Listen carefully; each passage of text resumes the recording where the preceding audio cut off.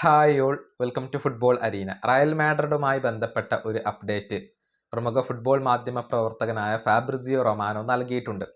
അതായത് എൻട്രിക്കിനെ സ്വന്തമാക്കാൻ ലിവർപൂളിന് താല്പര്യമുണ്ട്.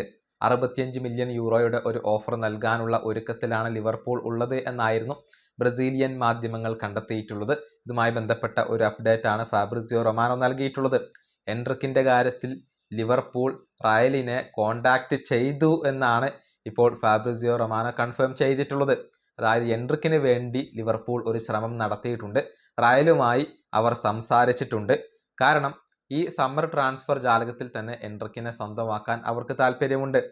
ലോൺ അടിസ്ഥാനത്തിൽ കൊണ്ടുപോകാം, സ്ഥിരമായി നിലനിർത്താനുള്ള ഒരു ഓപ്ഷൻ നൽകിയാൽ മതി. അങ്ങനെ ലോൺ അടിസ്ഥാനത്തിൽ കൊണ്ടുപോകാം, അതല്ലെങ്കിൽ വലിയ തുക നൽകിക്കൊണ്ട് സ്ഥിരമായി കൊണ്ട് അദ്ദേഹത്തെ കൊണ്ടുപോകാം എന്നാണ് ലിവർപൂൾ റയലിനോട് പറഞ്ഞിട്ടുള്ളത്. പക്ഷെ അപ്പോൾ തന്നെ പരിശീലകനായ മൊറീഞ്ഞോയും പ്രസിഡന്റായ പെരസും തങ്ങളുടെ നിലപാട് വ്യക്തമാക്കി കഴിഞ്ഞു.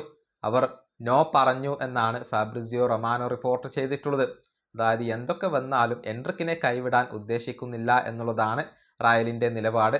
ലോൺ അടിസ്ഥാനത്തിലാണെങ്കിലും സ്ഥിരമായി കൊണ്ടാണെങ്കിലും എൻട്രിക്കിനെ റയൽ നിലവിൽ കൈവിടില്ല.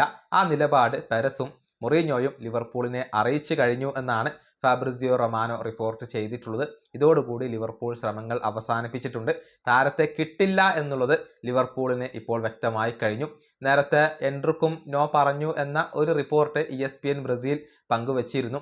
തൻ്റെ സ്ഥാനത്തിന് വേണ്ടി ഫൈറ്റ് ചെയ്യാനാണ് എൻട്രിക്ക് ഇപ്പോൾ ഉദ്ദേശിക്കുന്നത്. പക്ഷേ ലിവർപൂൾ റയലുമായി കോണ്ടാക്ട് ചെയ്തു. എന്നാൽ റയലിൻ്റെ ഭാഗത്തു നിന്ന് ലഭിച്ച മറുപടിയും നോ എന്ന് തന്നെയാണ്. എൻട്രിക്കിനെ ഈ സമ്മറിൽ കിട്ടില്ല എന്നുള്ളത് ഇപ്പോൾ ഉറപ്പായി കഴിഞ്ഞു. ഈ വീഡിയോ അവസാനിപ്പിക്കുന്നു. അടുത്തൊരു വീഡിയോ കാണാം.